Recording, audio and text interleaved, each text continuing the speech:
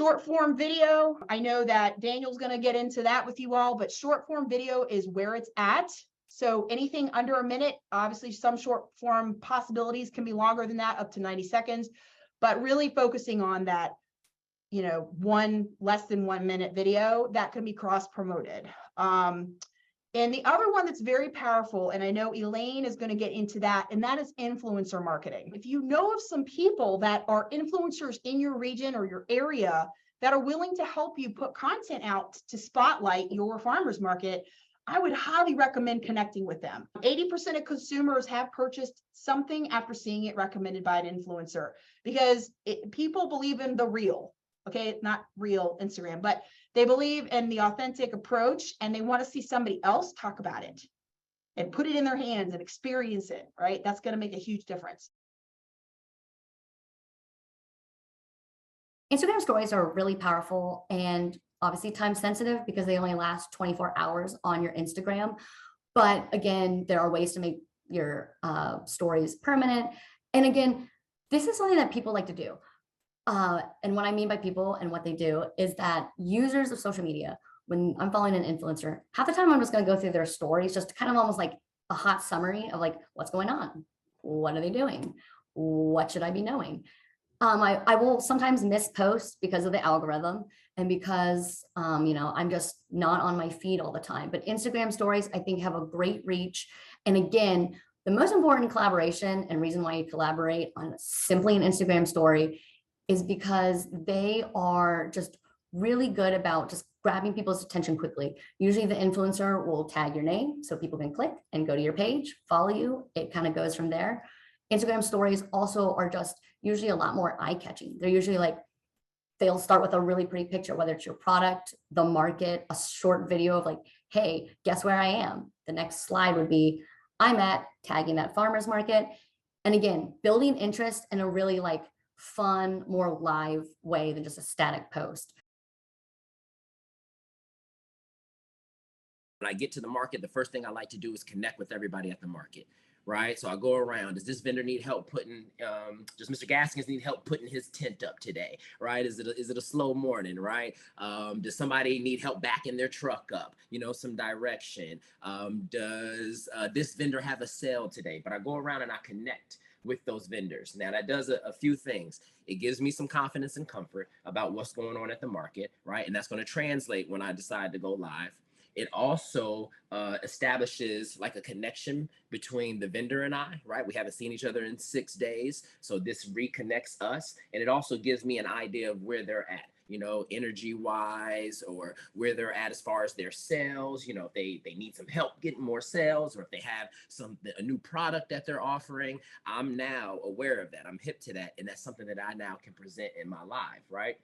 So do those rounds, right? And you could do that for the next month, 2 months, until you feel comfortable with maybe going live during those rounds. But we're going to consider that swimming our laps. I know you want to capture the entire market, right? You want to show just how many vendors, and they're all amazing.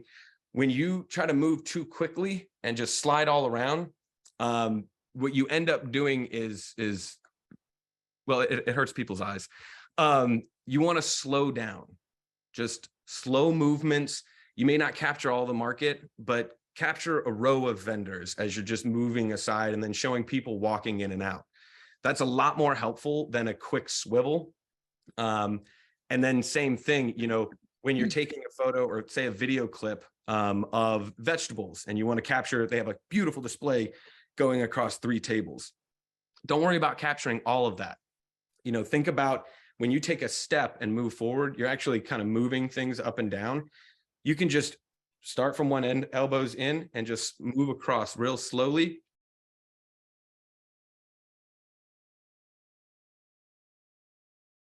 But also that market is welcoming to all types of people. And maybe if someone's new to shopping at the farmer's market, that, there are some systems in place to help them understand how to shop at the farmer's market and make it maybe a little less intimidating. But also addressing, the knowledge and skills factor. When some people come to the farmer's market, they see a lot of unfamiliar produce and they're not really sure how to cook, prepare that. So allowing us to, do some nutrition education at markets is really valuable, but also making sure our markets and what we offer there is reflective of our community. So, stocking culturally appropriate foods, depending on the community that you live in. And really, I think the main thing is, addressing that affordability barrier. So making sure that not only your market can accept SNAP, but also that Virginia Fresh Match is offered so that people can buy twice as much produce with their money. And so this is just an example of our sales for our SNAP program at the Waynesboro Farmers Market.